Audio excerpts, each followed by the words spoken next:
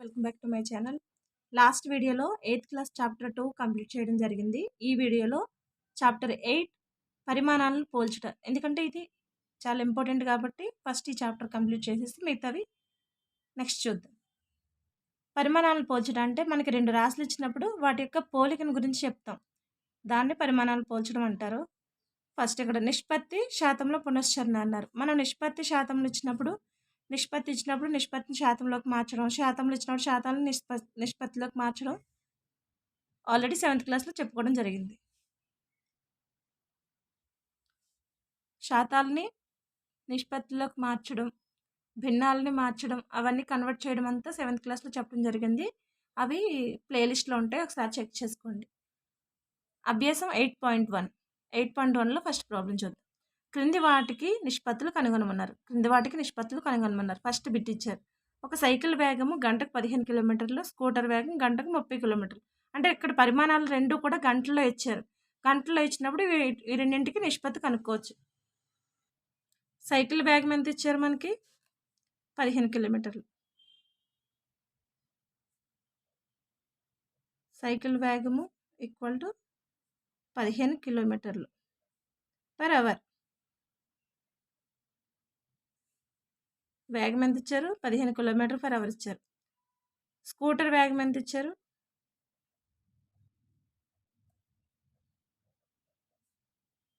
30 kilometre per hour.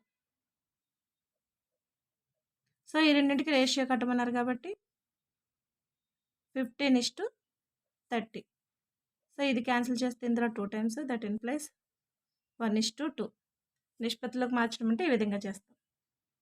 Next bit ఏమి ఇచ్చారు మనకి? 5 మీటర్లు మరియు 10 కిలోమీటర్లు ఇచ్చారు. సో ఇక్కడ మనకి మీటర్లు ఇచ్చారు, ఇక్కడేమో కిలోమీటర్లు ఇచ్చారు. 5 మీటర్లు ఇష్టు 10 కిలోమీటర్లు. సో కిలోమీటర్ని మీటర్లోకైనా మార్చుకుని చేయాలి, లేదంటే మీటర్ని కిలోమీటర్లోకైనా మార్చవచ్చు. సో మనకి ఇక్కడ 1 కిలోమీటర్ ఈక్వల్ టు ఎంత? 1000 మీటర్లు. సో బేసిక్స్ అనేది కంపల్సరీ గుర్తుండాలి. అప్పుడు ఏమవుతుంది? 5 మీటర్లు ఇష్టు 10 × 1000. ఇది ఇప్పుడు మీటర్లోకి వస్తుంది. అప్పుడు 5:10,000. ఈ 5 అనేది ఇందులో ఎన్ని టైమ్స్ క్యాన్సిల్ అవుతుంది? 2 5 are 10. అంటే ఇది 1 టైమ్, ఇక్కడ 2000 టైమ్స్, అంటే 1:2000. సో ఈ విధంగా పరిమాణాలను పోలుస్తాం. నెక్స్ట్ సి బిట్ ఏమంటున్నారు? 50 పైసలు మరియు ఇది రూపాయి సింబల్ గుర్తు పడలేదు సరిగా, 5 రూపాయలకి రేషియో అన్నారు. 50 పైసలకి 5 రూపాయలకి రేషియో ఎలా వస్తుంది? మనకి 1 రూపీ ఈక్వల్ టు 100 పైసా కదా. సో ఈ విధంగా మార్చుకుంటే 50 పైసా ఇష్టు 5 × 100. సో అప్పుడు ఏమవుతుంది? 50:500. సో 500. ఈ 0 క్యాన్సిల్ అవుతుంది. ఇది 1 టైం, ఇందులో 10 టైమ్స్, అంటే 1:10 వస్తుంది.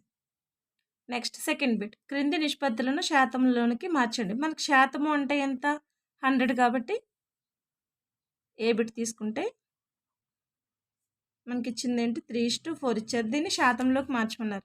సో ఇది A:B ఫార్ములా ఇలా ఉంది కాబట్టి దీన్ని ఏ విధంగా రాస్తాం? A/B కింద రాస్తాం. సో 3/4 శాతంలోకి అన్నారు కాబట్టి మనం 100తో మల్టిప్లై చేస్తాం, 100%తో మల్టిప్లై చేస్తాం.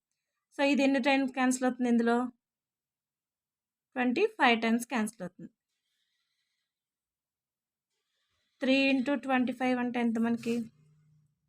3 5s are 15, 1 ఉంది, 3 2s are 6 + 1 75%. Next B bit చూద్దాం. బి బిట్ ఏమిచ్చారు? 2:3 ఇచ్చారు. 2/3 × 100. సో ఇక్కడ 3 అనేది 100లో క్యాన్సిల్ అవ్వదు కాబట్టి మనం 2 × 200 చేసి 2 × 100 చేసిన తర్వాత 2 × 100 అంటే 2 × 100 అంటే 200/3. సో దీన్ని 3తో 200ని మల్టిప్లై చేయాలి.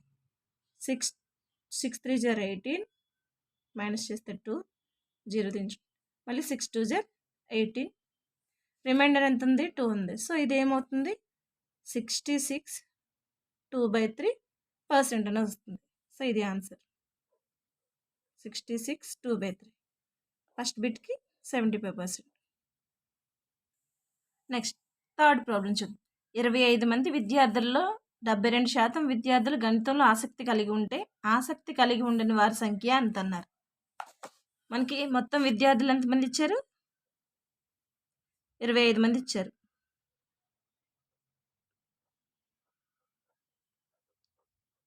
మొత్తం విద్యార్థుల సంఖ్య ఈక్వల్ టు 25.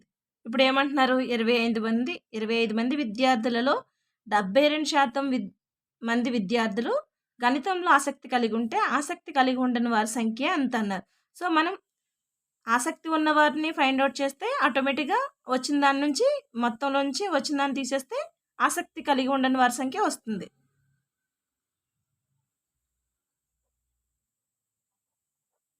గణితంలో ఆసక్తి కలిగిన వారి సంఖ్య ఈక్వల్ టు మొత్తం విద్యార్థులు ఇంటూ ఇక్కడ ఎంత పర్సెంట్ అన్నారు 72% కాబట్టి 72/100 వేసుకుంటాం.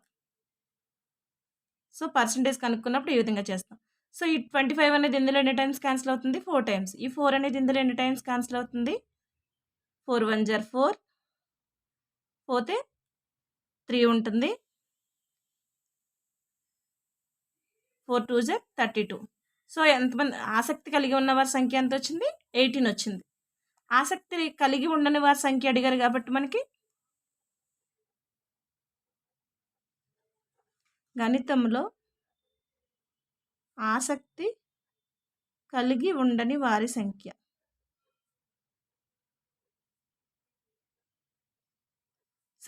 ఈక్వల్ టు మొత్తం విద్యార్థులు మైనస్ గణితంలో ఆసక్తి కలిగి ఉన్న వారి సంఖ్య 25 మైనస్ 18.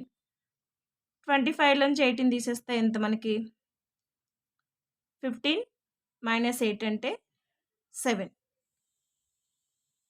గణితంలో ఆసక్తి కలిగి ఉండని వారి సంఖ్య ఎంత 7. సో ఇదే ప్రాబ్లమ్ని వేరే మెథడ్లో కూడా చేయొచ్చు. మనకి 25 మంది విద్యార్థుల్లో 72% మాత్రమే ఆసక్తి ఉంది, మిగతా వారు లేరన్నారు కదా. అంటే 25 మంది విద్యార్థులు అంటే మనకి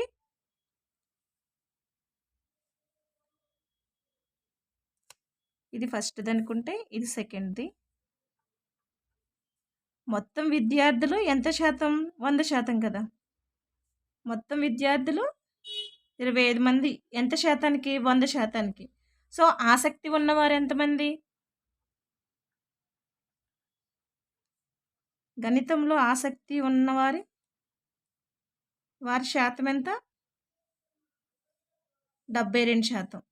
సో 100 మైనస్ 72 చేస్తే మనకి 100% నుంచి 72% తీసేస్తే ఎంత వస్తుంది మనకి 100 నుంచి 72 తీస్తే 28 వస్తుంది.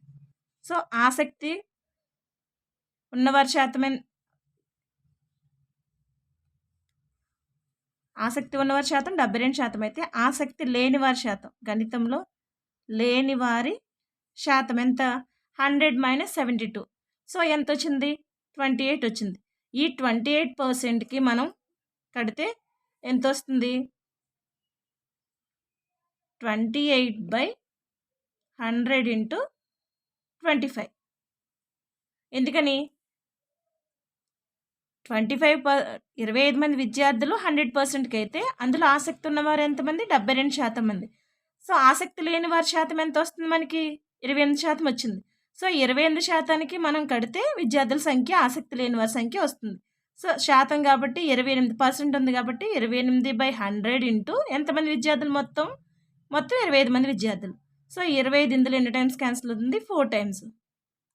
ఈ 4 అనేది ఇందులో ఎన్ని టైమ్స్ 7 4 జర్ 28.